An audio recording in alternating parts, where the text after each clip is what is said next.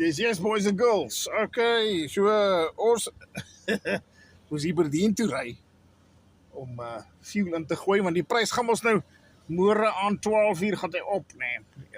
Die Woensdag begin van die maand. Nou wat dat? R8 toe. Met R8.50. Okay. So die manne staan nou tou. Ons het nou Aberdeen toe gery om in te gooi.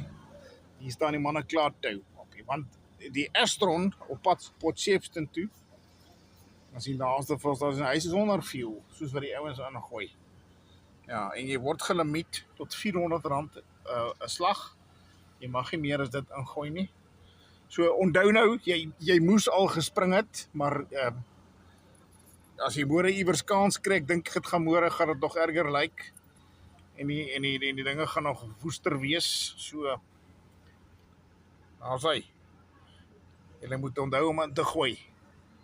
Ja, jong, dis maar lelik as 'n ou in 'n land bly waar die regering nie kan beplan nie, nê. Want waar is daai brandstofstabilisasiefonds, nê? Waar is hy?